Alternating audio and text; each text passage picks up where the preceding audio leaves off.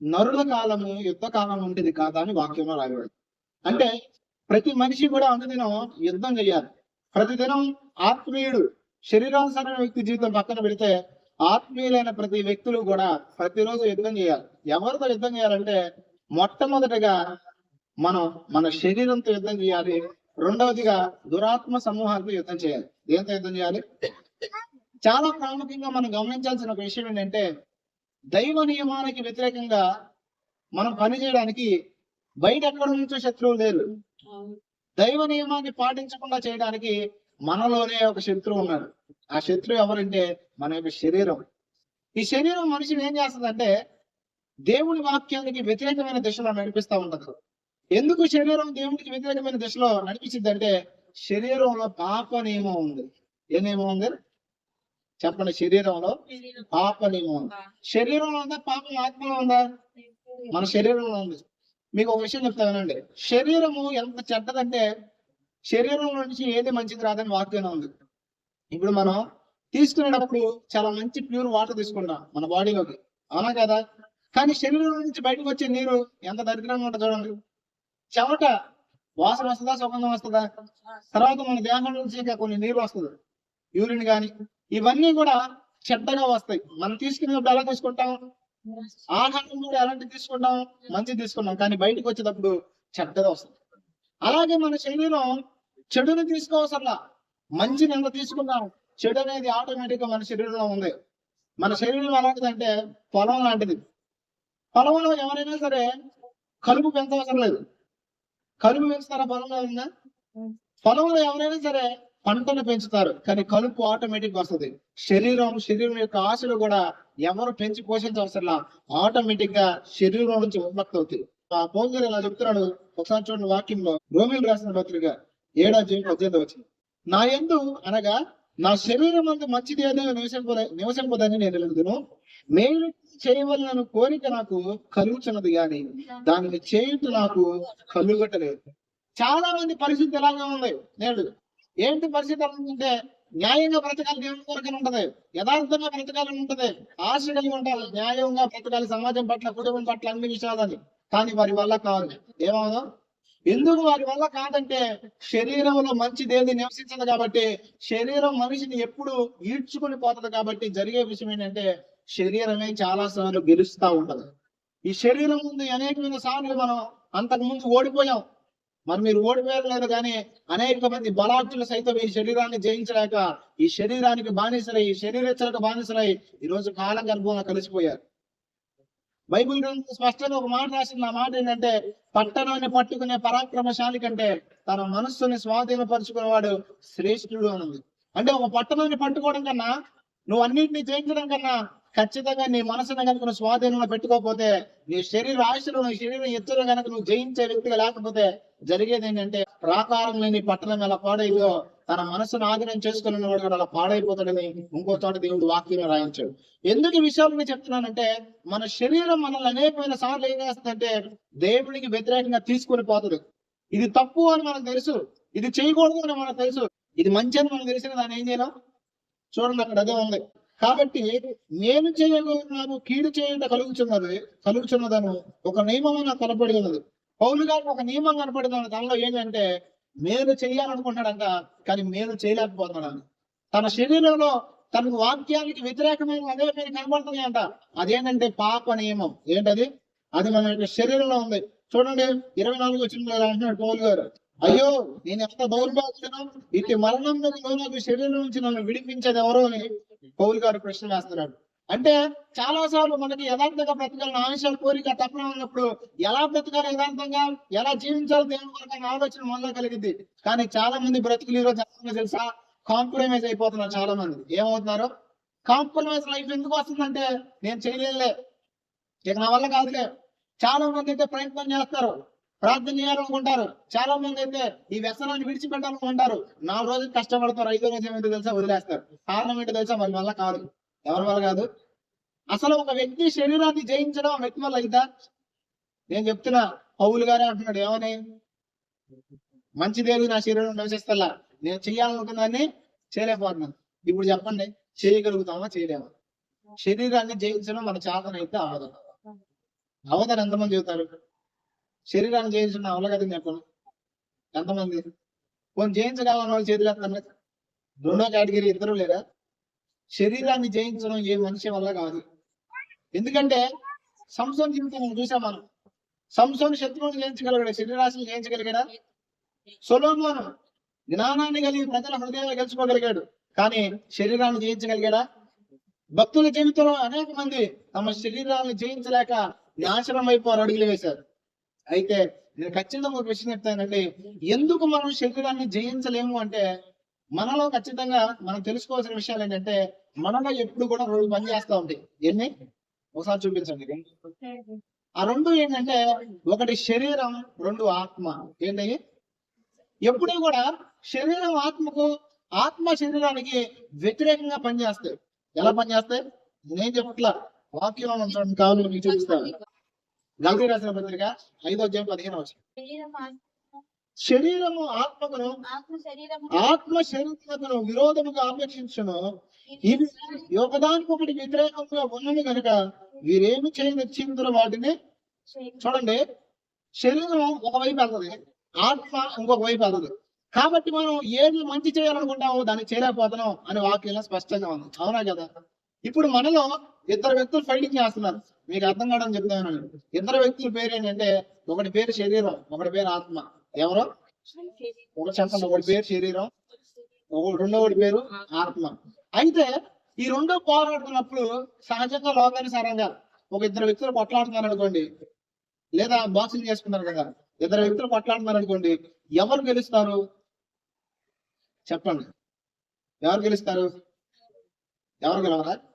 ఇద్దరు వ్యక్తులు గొడవ పడుతుంటే, ఇద్దరు వ్యక్తులు కొట్లాడుకుంటే ఎవరు గెలుస్తారు? ఒకళ్ళే గెలుస్తారు. ఎవరు గెలుస్తారు? ఇద్దరు ఎవరు గెలుస్తారంటే ఎవరిలో ఎక్కువ బలం ఉంటే వాళ్ళు గెలుస్తారు. సింపుల్ గా.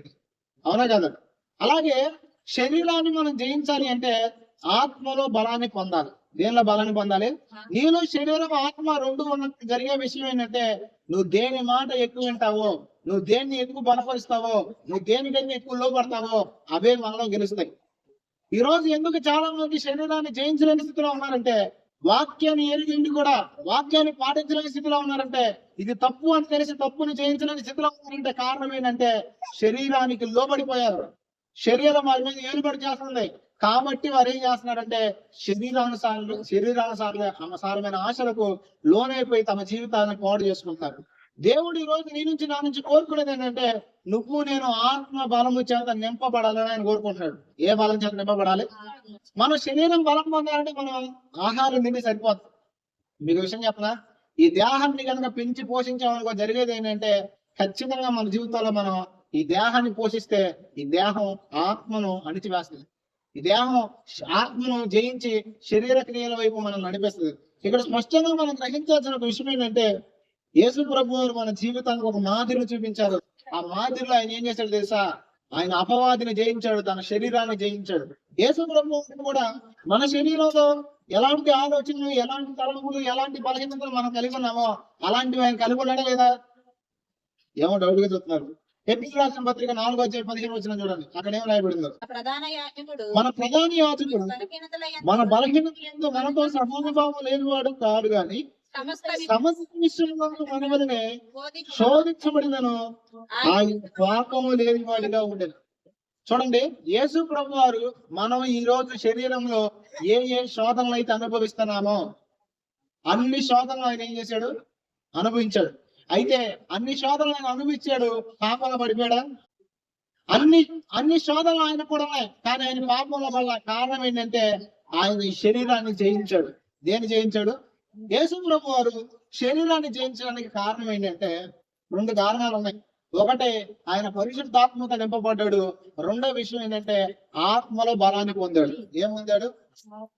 మనందరం కూడా ఒకసారి మత్తయి సువార్త 4:1 నుంచి కొన్ని విషయాలు ధ్యానం చేస్తే అక్కడ మనకు కొన్ని విషయాలు అర్థమవుతాయి. అప్పుడు యేసు అపవాది చేత శోధింపబడుటకు ఆత్మ వలన అరణ్యమునకు కొనిపోబడిను. చాలు, ఆయన శోధించబడిన పాపం చేయలేదని వాక్యం ఉంది కదా. ఇక్కడ 4:1 వచ్చేసరికి ఆయన బాప్తిస్మం పొందిన వెంబడి పరిశుద్ధాత్మను పొందుతాడు. పరిశుద్ధాత్మ ఆయన మీదకి వచ్చింది. ఆయన మీదకి వచ్చిన తర్వాత పరిశుద్ధాత్మ దేవుడు ఆయన ఎక్కడైనా నడిపిస్తాడంటే అరణ్యంలోనికి తీసుకెళ్తాడు. ఎక్కడ తీసుకెళ్తాడు? అరణ్యంలోకి ఎందుకు తీసుకెళ్తాడంటే అపవాది చేత శోధించబడడానికి. దేనికోసం? ఈ రోజు ఖచ్చితంగా నేను ఒక విషయం చెప్తానండి. శోధన లేని జీవితం అనేది మన బ్రతుకులో ఉండదు. ఖచ్చితంగా క్రైస్తవుడికి ప్రతిరోజు శోధన అనేది ఉండిద్ది. ఖచ్చితంగా. అందుకే వాక్యం ఏం రాయబడిందంటే స్పష్టంగా మీరు శోధనలో ప్రవేశించకుండా ఉండాలంటే మెలుగు కలిగి ప్రార్థన చేయాలని వాక్యం ఉంది.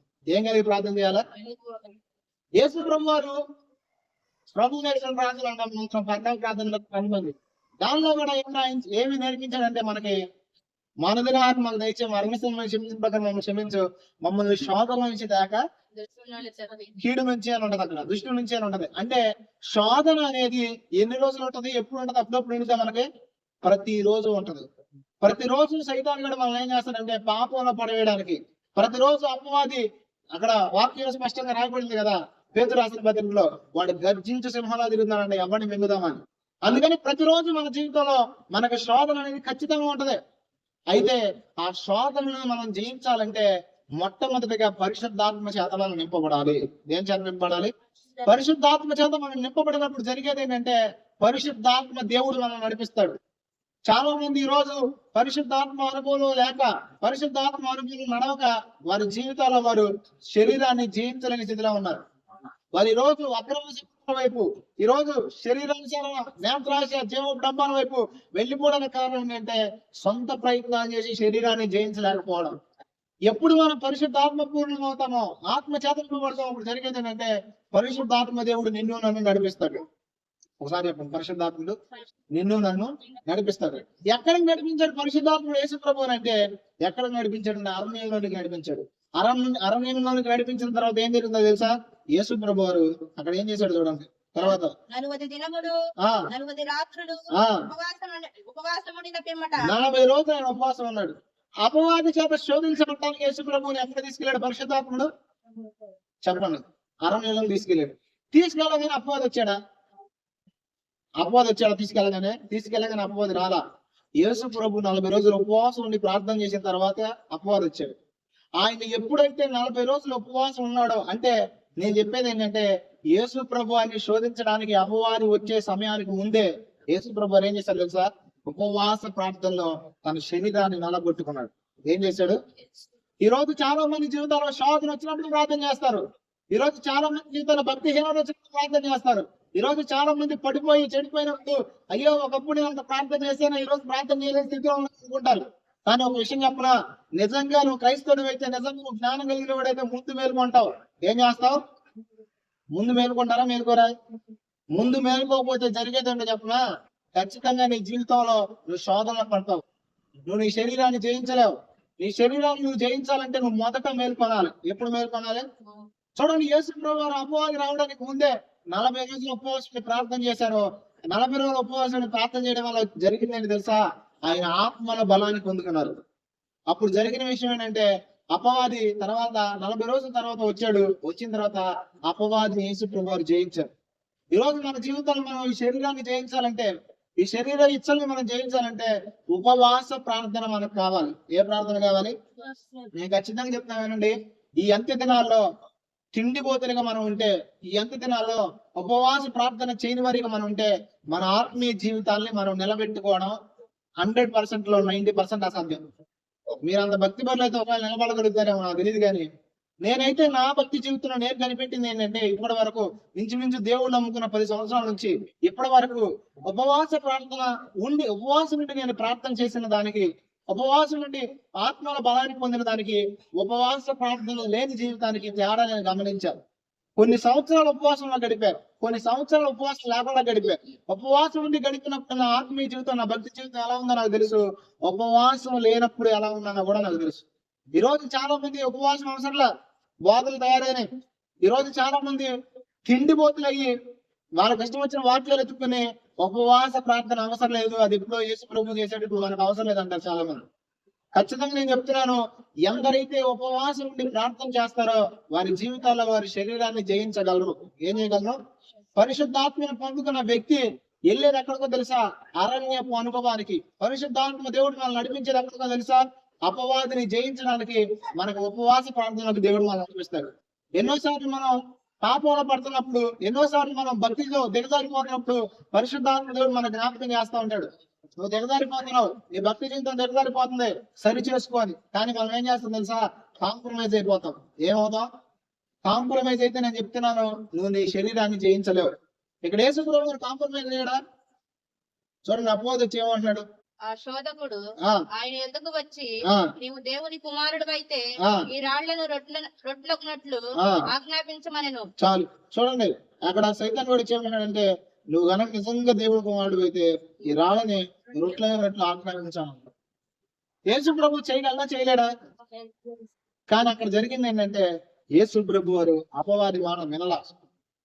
ఎందుకు యేసు ప్రభు వారు అపవాది మాట వినలేదంటే, అక్కడ మనం నేర్చుకోవాల్సిన ఒక విషయం ఏంటంటే, మనుషుడు రొట్టె వల్ల మాత్రమే కాదు కానీ కింద యేసు ప్రభు ఆచరిస్తాడు, దేవుడి నుంచి వచ్చే ప్రతి మాట వల్ల మనిషి జీవించను అన్నాడు. అంటే ఇక్కడ మనం తెలుసుకోవాల్సిన విషయం ఏంటంటే, యేసు ప్రభు వారు అపవాది యేసు ప్రభు వారి దగ్గరికి వచ్చి తనను తాను దైవ చిత్తానికి వ్యతిరేకమైన క్రియ జరిగించమంటాడు. అంటే దేవుడు చెప్పని పని చేయమంటాడు. దేవుడు రాళ్ళ రొట్టెలుగా చేసుకోమని. యేసు ప్రభు వారు తన స్వచిత్తాన్ని జరిగించడానికి భూమి మీదకి వచ్చాడా, లేకపోతే దైవ చిత్తాన్ని జరిగించడానికి భూమి మీదకి వచ్చాడా?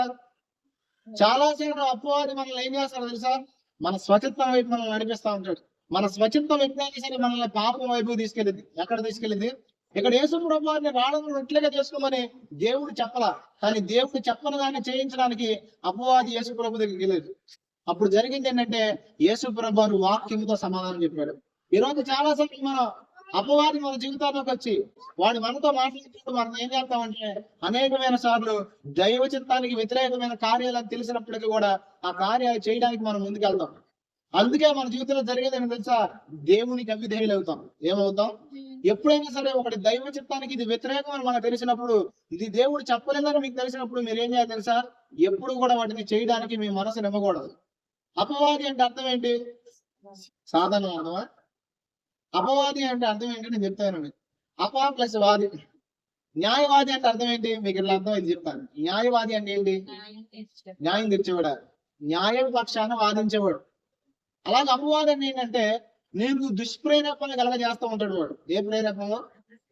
అపవాది అంటే ఏంటంటే, నీలో అపరాధ భావాన్ని పుట్టించి నీలో లేనిపోని వాటిని కలగజేసి గర్భిణి పుట్టిస్తా ఉంటాడు నీలో ఎప్పుడు కూడా. సైతాన్ గడి చేసే పనుల్లో ఒక పని ఏంటంటే, నీలో చెడ్డ ప్రేరేపణ కలగజేస్తూ ఉంటాడు, నీలో చెడు సంబంధమైన ప్రేరేపణ కలగజేస్తూ ఉంటాడు. శరీరంలో ఒక వ్యక్తి ఎప్పుడైతే ఈ చెడ్డ ఆలోచనలోకి వెళ్తాడో, ఈ ఆలోచనలు పదే పదే ప్రేరేపితం అవుతాయో, అప్పుడు జరిగే విషయం ఏంటంటే ఆటోమేటిక్ గా పాపంలో పడిపోతాడు. అవునా కదా? మీ గలక ఏ తలంపులు లేవనుకోండి, మీ శరీరంలో ఏ ఆలోచనలు పదే పదే రావట్లేదు అనుకోండి, తప్పు చేస్తారా? ఎవడ తప్పు చేయడు. ఒక వ్యక్తిలో పుట్టే ఆలోచనలు, ఒక వ్యక్తి తలంపుల్లో పుట్టే ఆలోచన వల్లే ఆ వ్యక్తి పాపంలో పడతాడు. యేసు ప్రభువారు ఎలా పాపాన్ని జయించగలిగాడంటే, ఈ శరీరంలో రక్త మాంసాలు ధరించుకుని నీలాగే నాలాగే వచ్చి ఎలా ఈ శరీరాన్ని జయించగలిగాడంటే ఒకే ఒక కారణం, ఆత్మ బలం. రెండోది ఏంటంటే ఉపవాస ప్రార్థన. ఏంటది? ఈరోజు ఖచ్చితంగా చెప్తున్నాను, ఎంతైతే శరీరాన్ని జయించాలనుకుంటున్నారో, దేవుని కార్యాలు జయించాలనుకుంటున్నారో, ఉపవాస ప్రార్థన ద్వారా వారి ఆత్మల బలాన్ని పొందగలరు. మీకు ఆ వచనం చూపిస్తా చూడండి. లోకాసు వార్త 4:14 వచ్చిన త్వరగా. అప్పుడు యేసు ఆత్మబలంతో పై వచ్చిన ఇంటికి చదువుకోండి, టైం దగ్గర చెప్తున్నాను. అక్కడ సేమ్ మత్తయి సువార్త మనం ఏ వచనాలు చదివామో, అపవాది శోధించిన విషయాలు, అదే ఈ అధ్యాయం ఉంటుంది. ఈ అధ్యాయంలో రాయబడిన మాట ఏంటంటే, అపవాది యేసు ప్రభువుని వదిలిపెట్టి వెళ్ళిపోయిన తర్వాత యేసు ఆత్మ బలముతో గలిలయ తిరిగి. అంటే ఉపవాస ప్రార్థన తర్వాత యేసు ప్రభువులో ఏమొచ్చింది? ఆత్మ బలం వచ్చింది. మనం శరీరాన్ని జయించాలంటే, పాపాన్ని జయించాలంటే మన సామర్థ్యం సరిపోదు. మన సామర్థ్యం మనం పాపాన్ని జయించగలిగితే పరిశుద్ధాత్ముడితో మన పని లేదు. ఈ రోజు మనం తెలుసుకోవాల్సిన సత్యం ఏంటంటే, మన శరీరాన్ని మనం జయించలేని స్థితిలో ఉన్నాం కాబట్టి, మన శరీరాన్ని మనం ఎదిరించలేం కాబట్టి, మన శరీరంలో పాపంతో మనం రాజీ పడిపోతున్నాం కాబట్టి, దేవుడు ఏం చేశాడంటే తన ఆత్మను మనకు అనుగ్రహించాడు. ఎవరైతే ఆయన సహాయం అడుగుతారో, ఎవరైతే ఆయనకు లోపడతారో, జరిగే విషయం ఏంటంటే దేవుడు తన ఆత్మను మనకు అనుగ్రహించి మరలా మన జీవితాల్లో మన స్థితిగతులను నూతన మార్పును మనం తీసుకొస్తాడు. ఎక్కడ తీసుకొస్తాడు? యేసు ప్రభు చూడండి, ఇక్కడ ఆత్మల బలం పొంది గలలైకి వెళ్ళాడంట. ఎక్కడ? ఆత్మలో. మనం ఆత్మల బలాన్ని పొందే వారికి ఉండాలంటే ఉపవాస ప్రార్థన చేయాలి. రోమీయులకు రాసిన పత్రిక 8:2 ఈ మాట రాసి కొన్ని వచనాలను చూద్దాం. క్రీస్తు యేసునందు జీవమిచ్చు క్రీస్తు యేసునందు జీవమిచ్చు ఆత్మ నియమము పాపము నియమం నుండి నన్ను విడిపించెను. ఏది పాపలోకముల యొక్క నియమం నుంచి మనం విడిపించిందంటే జీవమిచ్చు ఆత్మ యొక్క నియమము. ఏ నియమం అంటే ఆత్మ నియమం మనల్ని పాపం నుంచి విడిపించిందా? మనం విడిపించుకోగలుగుతున్నావా? పరిశుద్ధాత్ముడు లేకుండా ఏ వ్యక్తి కూడా తనంతట తాను మారు మనసు పొందలేడు. ఏ వ్యక్తి తనంతట తాను శరీరాన్ని జయించలేడు. శరీరాన్ని జయించాలి అని అనుకుంటే మనం ఖచ్చితంగా ఫెయిల్ అయిపోతాం. కానీ పరిశుద్ధాత్మను మనం పొందుకుంటే జరిగేది ఏంటంటే ఆయన మనలో నూతనమైన బలాన్ని మనకు దయచేస్తాడు. కింద వచనం చూడండి, 5వ వచనం చూడండి. శరీరం విషయమై మీద మనసుందరు, ఆత్మానుసారులు ఆత్మ విషయం మీద మనసుందరు. సంసారమైన మనసు శరీరానుసారమైన మనసు మరణము, మరణము. ఆత్మ 9వ వచనం చూడండి ఒకసారి. దేవుని ఆత్మ మీద విశ్వసించిన ఎడల మీ ఆత్మ స్వభావం గలవారే గాని శరీర స్వభావం గలవారు కారు. ఎవడైనా క్రీస్తు ఆత్మ లేని వాడైతే వాడు అంటే మనలో పరిశుద్ధాత్ముడు లేకపోతే జరిగేది ఏంటంటే మనము శరీరాన్ని జయించలేం. మనలో ఒక స్వభావం పుట్టినప్పటి నుంచి ఉన్న స్వభావం ఏంటంటే పాప స్వభావం. ప్రతి మనిషి కూడా పుట్టుకతోనే పాప స్వభావాన్ని కలిగి పుట్టాడు. ఈ స్వభావాన్ని జయించడం ఏ మనిషి వల్ల కాదు. కానీ ఈ రోజు దేవుడు మనకు అనుగ్రహించిన ఒక కృప ఏంటంటే ఆయన ఆత్మను మనకు అనుగ్రహించాడు. ఈ ఆత్మ చేత మనం నింపబడితే పరిశుద్ధాత్మ దేవుడు ప్రసన్నతను మనం కోరుకుంటే పరిశుద్ధాత్మ దేవుడు నడిపిస్తున్న మనం అడిగితే జరిగేది ఏంటంటే మనం ఆయన కుమారులుగా మార్చబడతాం. ఈ శరీరాన్ని మనం జయించగలుగుతాం. ఏం చేయగలుగుతాం? ఎన్నాళ్ళైతే ఈ శరీరాన్ని మనం జయించలేమంటే అన్నాళ్ళు మనం జయించలేము. ఎప్పుడైతే పరిశుద్ధాత్మ దేవ నాలోకి రండి, నాకు సహాయం చేయండి, నా బ్రతుకులు మార్చండి, నా స్థితిగతులు మార్చండి, నా అంతరంగాన్ని మార్చండి అని పరిశుద్ధాత్మ దేవుడికి మనం అప్పగించుకుంటాము. అప్పుడు జరిగేది ఏంటంటే పరిశుద్ధాత్మ దేవుడు మనలో ఉండి మన శరీరాన్ని జయించడానికి మన సహాయం చేస్తాడు. అర్థమైందా?